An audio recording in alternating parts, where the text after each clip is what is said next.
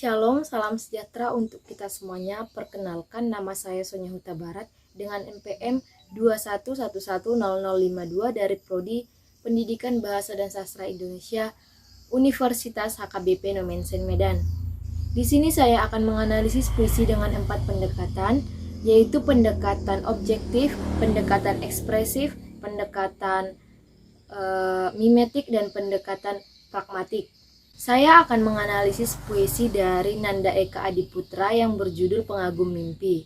Sebelum saya menganalisis puisi tersebut, berikut pembacaan puisi dari saya. Pengagum Mimpi, karya Nanda Eka Adiputra.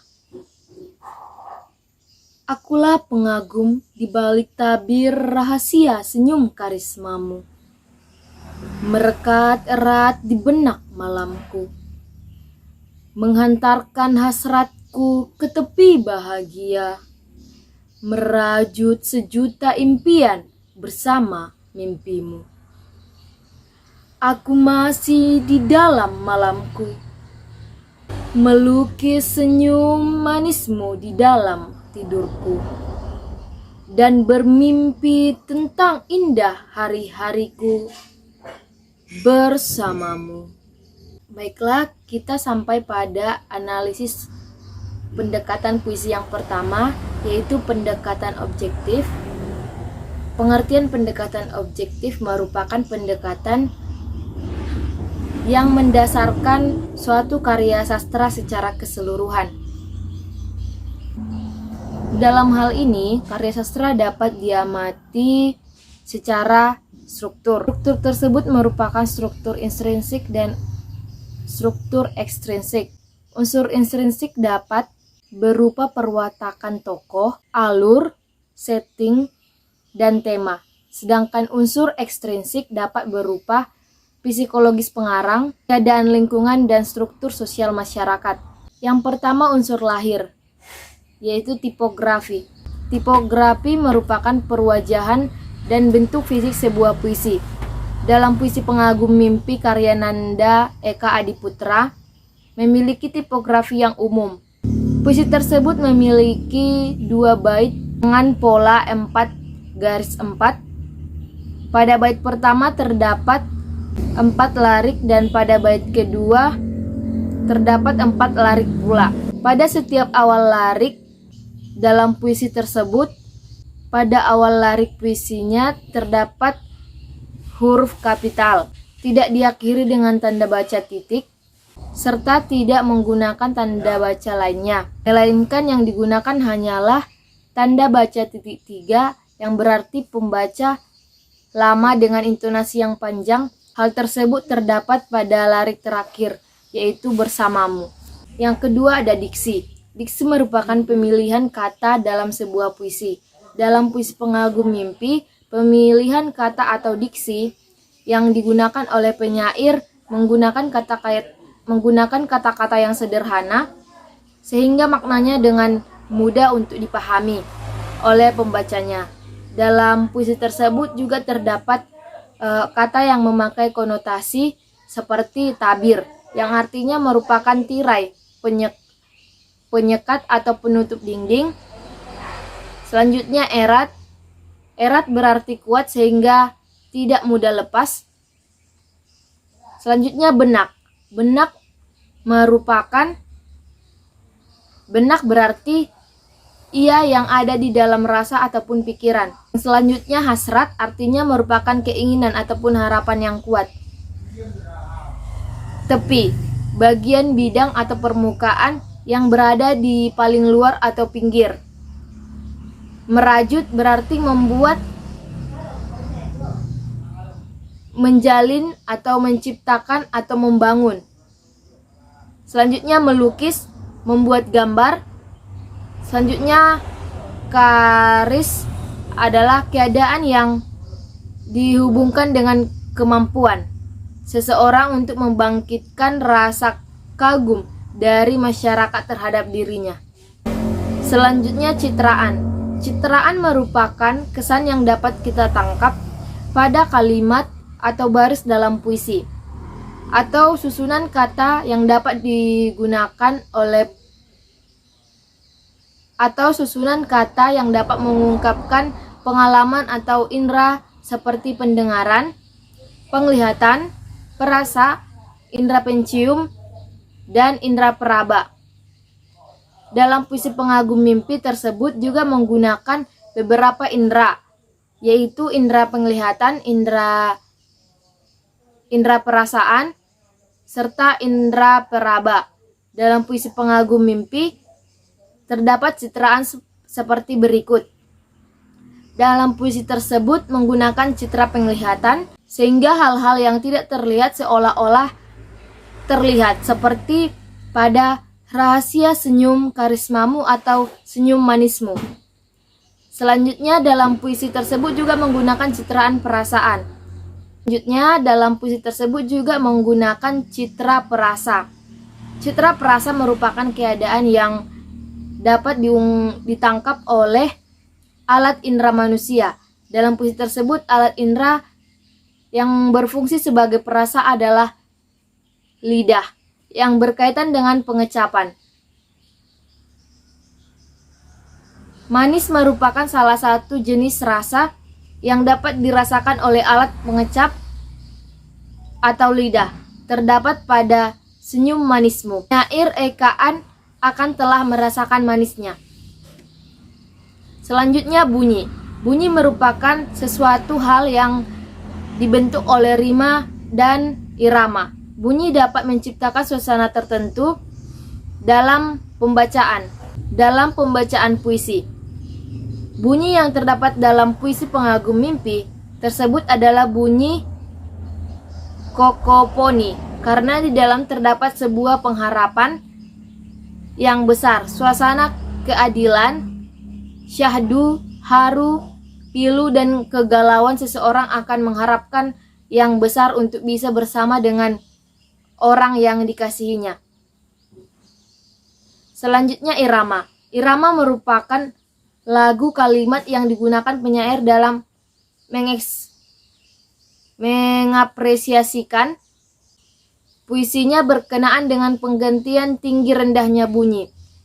Irama yang digunakan dalam puisi pengagum mimpi adalah irama yang menunjukkan pengharapan yang teramat besar di dalam benak dari seorang untuk bisa bersama-sama dengan orang yang dikasihinya. Oleh karena itu, irama yang dihasilkan oleh puisi terkesan biasa saja karena kata-kata pada setiap lariknya terkesan menggunakan kata-kata yang sederhana dan tak ada perubahan nada yang sangat ketara, karena tidak ada bentakan tetapi ada penekanan dan kesejajaran vokal A pada larik merekat erat di balik benakmu yang membuat keindahan irama dalam pembacaannya. Selanjutnya rima. Rima adalah persamaan bunyi pada sebuah puisi, baik di awal, di tengah, dan akhir baris puisi.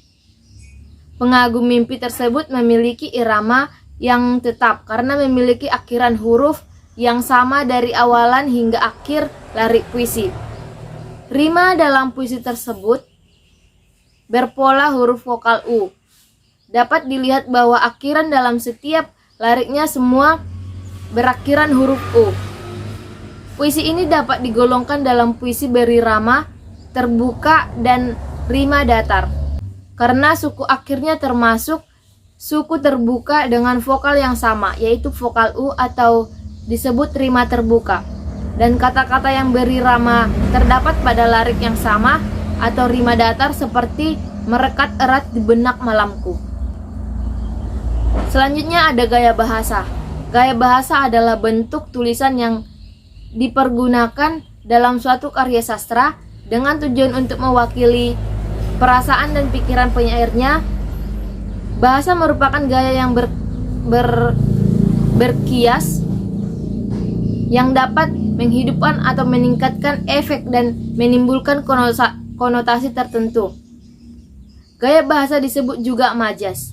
Dalam puisi pengagum mimpi, gaya bahasa yang digunakan adalah Satu, majas metafora karena mengungkapkan makna yang tersirat dengan membandingkan dengan suatu perumpamaan kiasan atau benda seperti merajut sejuta impian, melukis senyum manismu, merekat erat di benak malamku. Yang selanjutnya ada majas hiperbola, yaitu majas yang merupakan pernyataan atau berlebihan suatu memberi sifat-sifat manusia atau benda hidup. Dalam puisi pengagum mimpi terdapat pada merajut sejuta impian karena sesuatu yang dirajut adalah benda mati, sedangkan yang mempunyai impian adalah manusia. Jadi maksudnya yaitu manusia dianggap sebagai benda mati. Yang selanjutnya ada kata konkret. Kata konkret merupakan kata yang dapat ditangkap dengan indera yang memungkinkan munculnya citraan. Kata-kata ini berhubungan dengan kiasan atau lambang. Pada puisi pengagum mimpi terdapat impian, atau artinya seseorang dalam puisi tersebut memiliki begitu banyak angan dan harapan. Yang selanjutnya ada unsur batin. Yang pertama, tema. Tema adalah pokok pikiran dasar cerita yang melukiskan atau digambarkan dan dipakai sebagai dasar mengarang. Tema dalam puisi pengagum mimpi yaitu tentang pengharapan, yaitu tentang seseorang yang begitu mengharapkan hidup bahagia dengan berjuta angan dan mimpi bersama seseorang yang dia kasihi dalam hidupnya. Ini tergambar pada bait pertama dan kedua. Dalam lirik tersebut digambarkan ia sangat berharap bahwa hari-hari yang ia lewati bisa bersama dengan orang-orang yang dikasihinya. Ia pun mempunyai banyak mimpi ataupun keinginan yang akan ia lakukan bersama dengannya. Oleh karena itu, puisi termasuk dalam puisi bertema pengharapan. Yang selanjutnya ada rasa. Rasa yang ada dalam puisi pengagum mimpi ini ia adalah rasa pilu, sedih, resah yang tergambar pada setiap baitnya. Harapan, resah, cemas, dan kekhawatiran seseorang akan hadirnya orang yang dia kasihi.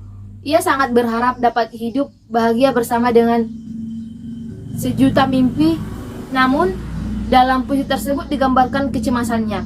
Juga akankah dia dapat bahagia dan bersama-sama dengannya dalam melewati hari-harinya, karena itu semua hayalan sebatas mimpi ataupun harapannya. Yang selanjutnya ada nada. Nada adalah sikap penyair terhadap pembaca. Penyair dapat menyampaikan tema dengan nada mengerui, mendikte dengan nada ombong, menganggap bodoh dan rendah pembaca. Dalam lain sebagainya, pada puisi pengagum mimpi ini adanya penuangan perasaan harapan yang ia rasakan dikarenakan ia sangat berharap dapat menjalin kehidupan hari-harinya bersama orang yang sangat dikasihinya. Namun ia cemas, akankah semua angan bahagia itu hanyalah sebatas mimpi atau bisa saja terwujud? Suasana yang timbul dalam pembacaan puisi tersebut adalah romantisme, yaitu suasana romantisme cita yang dibuat akan memunculkan rasa haru akan harapannya yang teramat dalam pada orang yang dikasihinya itu untuk dapat hidup bahagia menjalani hari-hari bersamanya. Yang selanjutnya ada amanat. Amanat adalah maksud himbauan ataupun pesan moral dan tujuan yang hendak disampaikan oleh penyair melalui puisinya kepada pembaca. Amanat yang terdapat dalam puisi pengagum mimpi ini adalah agar kita himbau untuk jangan takut bermimpi dan jangan pernah menyerah dalam mencapai impianmu ataupun berputus asa. Teruslah untuk optimis dan percaya bahwa sesuatu yang baik pasti akan terjadi. Dalam puisi tersebut juga digambarkan tentang kesetiaan. Meskipun ia tahu bahwa mimpinya itu belum tentu akan terwujud, namun ia terus bermimpi terhadap harapannya itu tanpa mengubah tujuan mimpinya awal. Maksudnya yaitu kita semua harus berpegang teguh dan konsisten terhadap mimpi kita. Karena sesuatu yang diyakini dengan sungguh-sungguh pasti peluangnya terwujud akan lebih besar. Kita masuk pada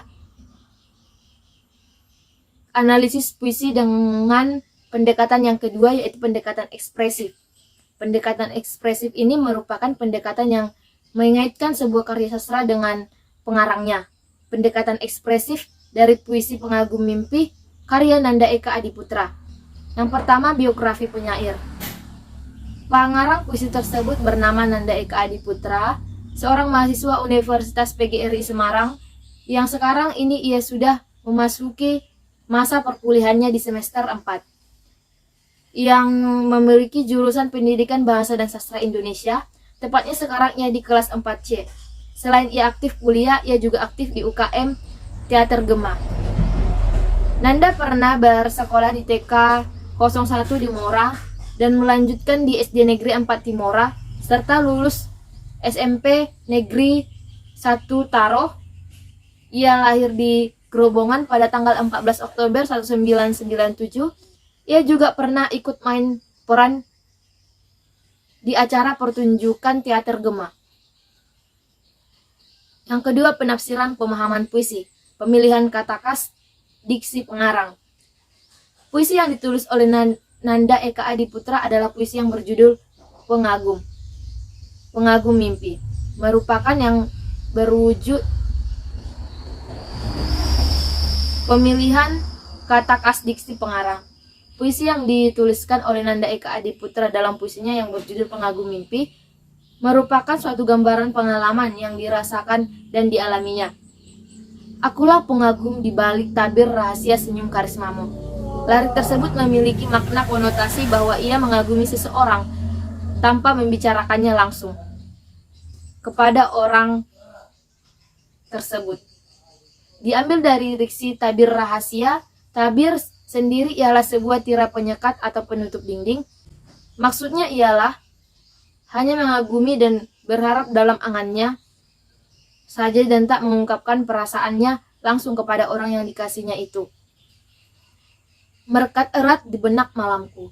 Lirik tersebut memiliki makna konotasi bahwa apa yang ia rasakan dan harap begitu kuat dan teramat mendalam, dan sangat ingin harapannya ini menjadi kenyataan. Diambil dari diksi merekat erat. Kata merekat erat biasanya diinti dengan lem. Lem yaitu benda perekat. Jadi suatu yang direkatkan, yang dijaga agar tidak lepas dan terus merekat, sama seperti halnya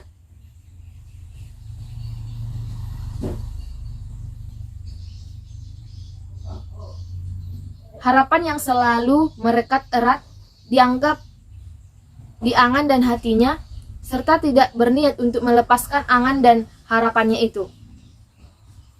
Menghantarkan hasratku ke tepi bahagiamu.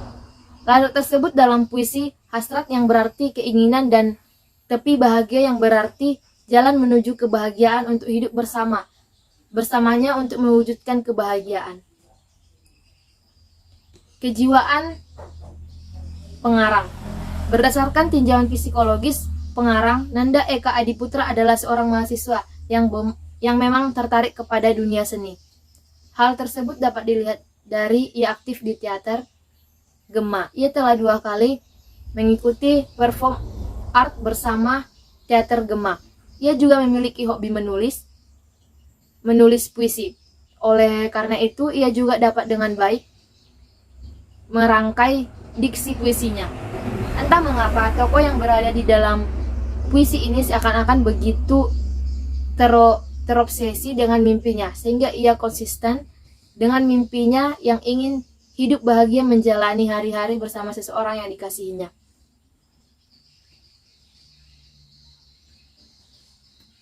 Selanjutnya, kajian puisi menurut pendekatan mimetik. Pendekatan mimetik adalah pendekatan yang dalam mengkaji karya sastra berupa memahami hubungan karya sastra dengan realita ataupun kenyataan. Kata mimetik berasal dari bahasa Yunani yaitu mimesis yang berarti tiruan. Pendekatan ini karya sastra dianggap sebagai tiruan alam kehidupan. Pada puisi Pengagum Mimpi, karya Nanda Eka Adiputra tersebut menceritakan tentang pengharapan serta angan yang sangat mendalam seseorang untuk dapat hidup dan menjalani hari-hari bersama dengan orang yang dikasihinya. Penyair melukiskan tabir rahasia, merekat erat merajut sebuah impian. Semua benda-benda itu mengungkapkan perasaan, harapan, dan angan yang teramat dalam yang tak diungkapkan secara langsung kepadanya. Penyair merasa lem merupakan suatu yang diidentik dengan alat yang bermaksud bahwa mimpinya itu sudah direkatkan dengan erat dan tak bisa dilepaskan. Maksudnya, tokoh dalam puisi tersebut sudah tidak bisa melepaskan lagi mimpinya. Ia konsisten dan percaya diri bahwa harapan itu untuk bisa bersama dengan orang yang dikasihinya akan terwujud. Selain itu, terdapat tabir rahasia yang berarti dinding penyekat ataupun penutup dinding, yang berarti sebuah harapan yang tak diungkapkan secara langsung kepadanya. Terdapat pada bait pertama, yaitu, "Akulah pengagum di balik tabir rahasia senyum karismamu, merekat erat di benak malamku." Pada bait kedua dalam puisi Pengagum Mimpi, perhatian penyair memfokuskan kehidupan malam, yaitu tergambar pada suasana malam dan waktu tidur yang terdapat dalam larik pertama dan kedua bait kedua, yaitu, "Aku masih di dalam malamku, melukis senyum manismu dan di dalam tidurku." Suasana malam maksudnya ialah kegelapan, ketidakpastian atau menunggu datangnya pagi seperti menunggu angan dan harapannya menjadi kenyataan. Seakan-akan pengarang adalah gelapnya malam yang menunggu cerahnya pagi. Dan kata tidurku, tidur dalam puisi tersebut maksudnya ialah tidur di waktu malam, berharap di waktu malam dengan ketidakpastian. Dalam tidur pastinya identik dengan mimpi. Dalam puisi tersebut menceritakan bahwa harapan dan angan dari tokoh puisi tersebut hanyalah sebuah mimpi. Ia bermimpi untuk datangnya kepastian dan kenyataan dari harapan dan angannya itu. Pendekatan yang selanjutnya yaitu pendekatan yang keempat, pendekatan pragmatik. Pendekatan pragmatik adalah pendekatan yang memandang karya sastra sebagai sarana untuk menyampaikan tujuan tertentu melalui karya kepada pembaca. Seperti pendekatan pragmatik yang menitik beratkan karya seninya kepada pembaca. Dalam pragmatiknya, pendekatan ini mengkaji dan memahami karya sastra berdasarkan fungsinya untuk memberikan pendidikan seperti ajaran ataupun moral, agama, politik, maupun ajaran lainnya. Semakin banyaknya nilai-nilai yang terkandung dalam karya sastra tersebut bagi pembaca ataupun pendekatan pragmatik menekankan pada tujuan seniman dan karakter karya yang sifat dasarnya untuk memenuhi kebutuhan dan kesenangan penikmatnya. Analisis pendekatan pragmatik dalam puisi Pengagum Mimpi karya Nanda Eka Adiputra. Pada larik puisi "Akulah pengagum di balik tabir rahasia senyum karismamu." Larik puisi tersebut merupakan larik puisi yang terdapat pada bait pertama puisi karya Nanda Eka Adiputra yang berjudul Pengagum Mimpi. Dalam larik tersebut menggambarkan tentang kekaguman seseorang terhadap orang yang dianggapnya istimewa, yang tak diungkapkan secara langsung kepada orangnya. Hal tersebut dapat dilihat dari penggunaan diksi. Tabir rahasia yang berarti penyekat, rahasia sesuatu yang tidak diungkapkan. Melalui pendekatan pragmatik, pesan dan manfaat yang disampaikan dalam larik tersebut kepada pembaca adalah bahwa dalam kita mengagumi seseorang, kita tak selamanya harus mengungkapkan apa yang kita kagumi terhadap orang tersebut. Bahkan kadangkala kita tidak dapat mengungkapkannya kepada orang tersebut, namun kita dapat memendam rasa yang ada terhadap diri kita. Jangan takut mengagumi seseorang hanya karena kita tidak bisa mengungkapkannya. Karena mengagumi seseorang adalah hak bagi semua orang itu sendiri. Pada larik puisi Merajut Sejuta Impian Bersama Mimpimu, larik puisi tersebut terdapat pada bait pertama puisi pada baris keempat. Larik tersebut menggambarkan bahwa sang tokoh memiliki banyak impian, angan dan harapan bersama dengan seseorang yang dia anggap istimewa. Melalui pendekatan ini, pesan dan manfaat yang dapat tersampaikan kepada pembaca adalah setiap orang juga mempunyai mimpi. Jangan takut bermimpi meskipun kita tidak tahu bahwa akankah mimpi itu terkabul ataupun tidak. Banyakan orang berkata jangan bermimpi terlalu tinggi, nanti jatuh sakit. Tapi yang benar ialah lemparkan sejuta mimpimu lebih tinggi lagi, karena saat mimpi mulai hadir di pikiran Anda, maka sebenarnya ia memiliki ruang yang masuk akal untuk diwujudkan. Jadi intinya kita himbau untuk jangan pernah takut bermimpi. Baiklah, sekian hasil video saya. Semoga video ini bermanfaat bagi kita semuanya. Shalom, salam sejahtera untuk kita semuanya.